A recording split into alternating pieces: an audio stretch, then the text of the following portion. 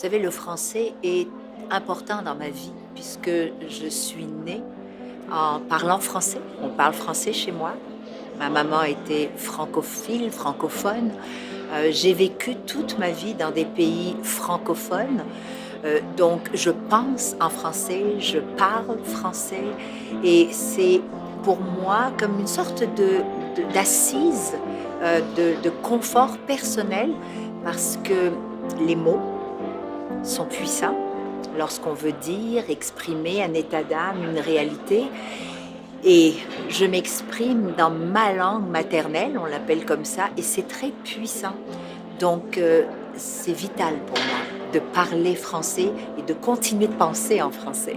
Vous savez, le français est important dans le monde des affaires, particulièrement au Québec, puisque le Québec s'est toujours défini comme étant une société distincte, au milieu vraiment de l'Amérique du Nord, je pense qu'on ne réalise pas toujours, puis on a voulu garder cette empreinte. Donc, l'empreinte que nous avons, elle se répercute dans nos institutions éducatives, mais aussi dans nos entreprises, puisque c'est la résultante de cette...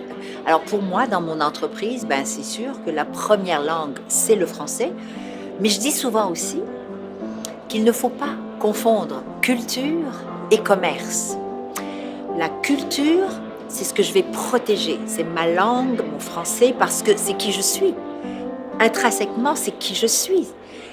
Mais je ne peux pas aujourd'hui, et surtout pas aujourd'hui, m'empêcher, mais surtout empêcher mes enfants de parler toutes les langues possibles pour être capable de commercer, de faire du commerce avec l'international. Donc, il ne faut pas mélanger les deux. Alors, dans mon entreprise, j'ai une multitude de cultures qui parlent leur langue, mais on parle d'abord français, puis quelquefois on parle d'autres langues aussi. Je trouve ça intéressant. Alors, il y a bien entendu des zones géographiques où nous parlons plus le français que dans d'autres. Alors, il y a le côté, et c'est dommage parce que je me dis, apprendre l'anglais, apprendre le français, apprendre le chinois, le mandarin, c'est une richesse. Mais nous sommes une province dont la langue première, c'est le français. Donc la langue officielle, c'est le français. Donc je dois absolument me forcer à apprendre cette langue pour être capable de communiquer, mais surtout par respect. Par respect pour la terre d'accueil, par respect aussi pour ce que ça représente. Parce qu'on oublie le fait que c'est une langue qu'on parle, c'est ce que ça représente de façon culturelle. Et c'est ça qu'il faut respecter.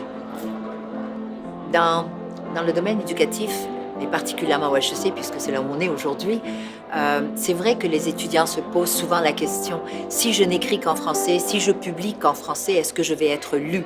Alors, si c'est ta langue première et si c'est le confort et parce que tu veux peut-être faire un point d'honneur, mais oui, absolument, tu écris en français. J'ai écrit 2 livres. Je suis en train d'écrire un 3e. Il est écrit en français. Maintenant, si jamais il est traduit dans une autre langue, tant mieux.